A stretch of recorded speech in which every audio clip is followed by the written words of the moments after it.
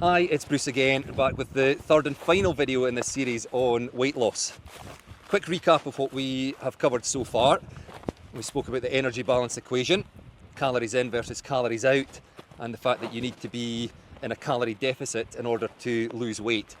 We also spoke about exercise and prioritising resistance training, lifting weights, and just being as active as you possibly can across the course of the day. And we spoke about the fact that, unfortunately, exercise on its own is not particularly effective for weight loss, and the bad news is that we therefore have to focus on diet, on that calories inside of the equation, because let's be honest, none of us really wants to cut back on what we're eating. It's just a unnecessary evil.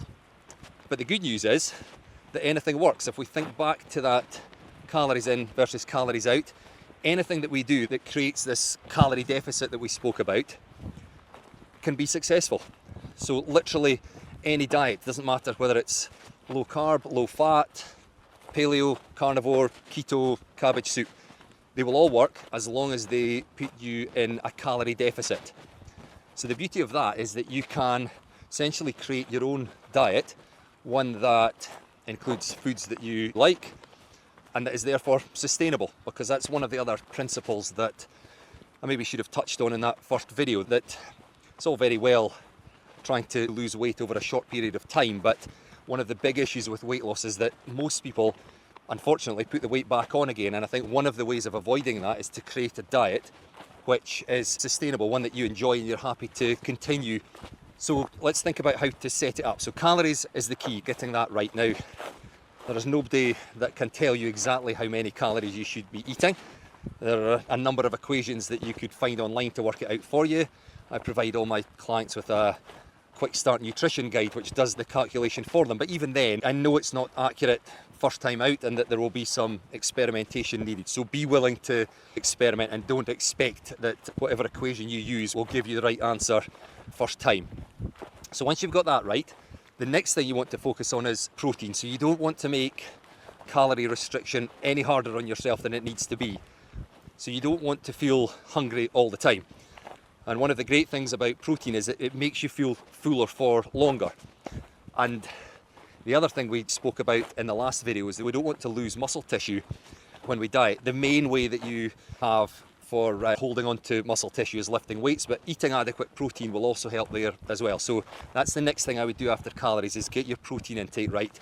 A good number to start with would be 1 gram of protein per pound of body weight. So if you are 200 pounds, you would aim for 200 grams of protein. Now that's actually quite a lot, so even if you get to about 150, you'll be doing fairly well. So then when you've got that sorted, the other thing that I would do is focus on vegetables, because they also will help you feel full. So most of your meals will be built around protein and veg, and then what's left of the calories after that, you can split almost how you want between carbs and fat, which again is good news. It gives you a bit of leeway in designing a diet around the foods that you enjoy. Now you could go very low in carbs. They're not the evil that they're made out to be.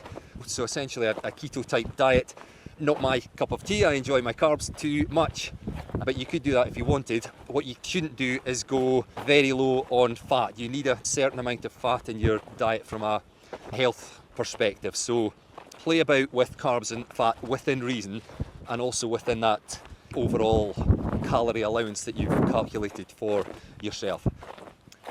And that's a very basic overview of how to set up your diet. It's obviously more complicated than that, and we need to start thinking about the types of foods that you would include in that as well, and how you would measure them, whether you use scales to measure everything, whether you, as I tend to favour certainly at the start, hand portions, which is much easier, just eyeballing everything.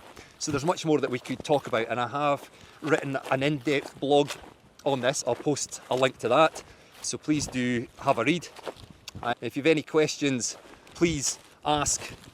Other than that, thank you very much for following along, and we'll see you all again soon.